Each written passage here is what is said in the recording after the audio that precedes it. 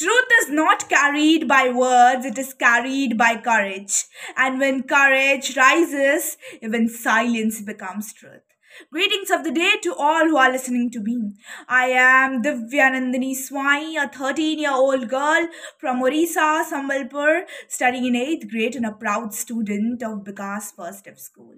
First of all, I would like to thank to Gandhi Research Foundation for giving me a wonderful opportunity to speak on something timeless, something that shines brighter than wealth, power, or even knowledge, the power of truth. My dear friends, the power of truth is not just a subject for debate in today's time, it is the foundation of life itself. Now ask yourselves, what is truth? It is the honesty in thought, purity in action, and courage in character. What is power now? Power to build trust, power to destroy fear, and power to overcome every lie. Without truth, there is no peace. Without truth, there is no justice. And without truth, there is no real progress in this world. History shows that empire built on lies eventually collapse, but those who stood strongly with truth have left an everlasting legacy. Remember Mahatma Gandhi, who defeated the entire British Empire not with violence but with the truth of Satyagraha. Remember Lord Buddha, who proclaimed truth as the path of enlightenment, and remember your own ancient wisdom, Satyameva Jayate. But truth is not just found in history book. Let me tell you a story of a young boy. He once admitted a mistake he could have easily hidden with a lie. And when someone asked, he replied, "Lies may protect me today, but truth will protect me forever." That boy grew up as Abraham Lincoln, one of the most greatest leader the world have ever seen, and the 16th President of the United States. He believed that no man has good enough memory to be a successful liar.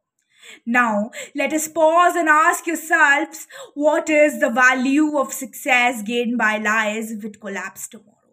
What is the strength of a friendship if it builds on a falsehood and if it breaks with one truth? Even in our daily life, the lesson is clear.